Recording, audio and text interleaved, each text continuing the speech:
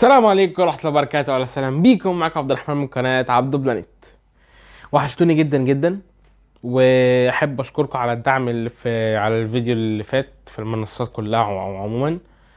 ونبتدي بقى بأول خبر معانا. يعني انا جمعت اخبار كتير اوي النهارده، بس هقسمها عشان هي كتير اوي الصراحة. فاول خبر معانا، طبعا انتوا عارفين لعبة ليج اوف ليجندز عملت سيرفر شرق الاوسط، وكان حلو لعبنا فيه ومش عارف ايه ومش عارف ايه. في ناس واجهت البنج قليل منهم انا اللي هم في مصر وبلاد الشام. ف ليج اوف ليجندز نزلت فيديو النهارده، انا لسه ما شفتوش، هشوفه اليوم اللي بعده لوحدي يعني كده. ان هي انا بشوف السكريبت، عارف انا بشوف سكريبت عشان محدش تبص فين بشوف سكريبت هنا انا.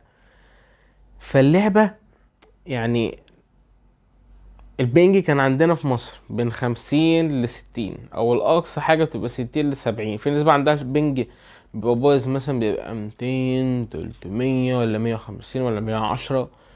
والناس بقى اللي في السعوديه ومش عارف ايه عندهم 20 و10 وارقام يعني خفيفه.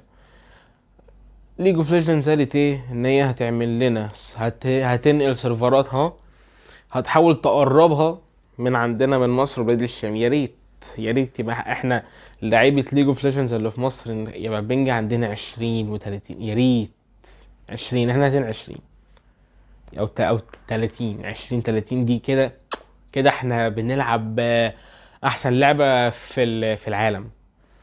نيجي بقى للخبر اللي بعده، وهو تأهل منتخب دوتا 2 للرجال. انا الفيديو اللي فات اتكلمت عن منتخب دوتا 2 النسائي، دلوقتي منتخب دوتا 2 اتأهل للنهائي بتاع بطولة كاس العالم، وكسب كسب يا لهوي.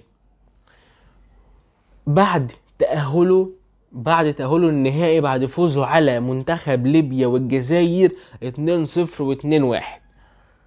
يعني كده احنا عندنا منتخبين للعبة واحدة داخلين في كاس العالم. لسه منتخب النسائي لسه المنتخب النسائي لسه ما لعبش، المنتخب الرجالي لسه هنشوف هيلعب امتى. هو كده كسب النهاية خلاص. وكان معاك عبد الرحمن من قناة عبدو بلانيت. واحب اقول لكم حاجة بس، ما تنسوش لايك وشير وسبسكرايب على الفيسبوك والتيك توك واليوتيوب. وفي فيديوهات هتلوني بنفس الخلقة دي، بنفس الإضاءة، بنفس كل حاجة. ليه؟ عشان هصور كذا فيديو وهنزله لكم في اوقات معينة، عشان احيانا مش هبقى فاضي ان انا انزل لكم فيديوهات كتيرة او فيديو كل يوم. فهبقى مجهز لكم اصور لي 3 فيديوهات او 4 مرة واحدة وانزله لكم كل يوم واحد. كان معك عبد الرحمن من قناة عبدو بلانيت، سلام.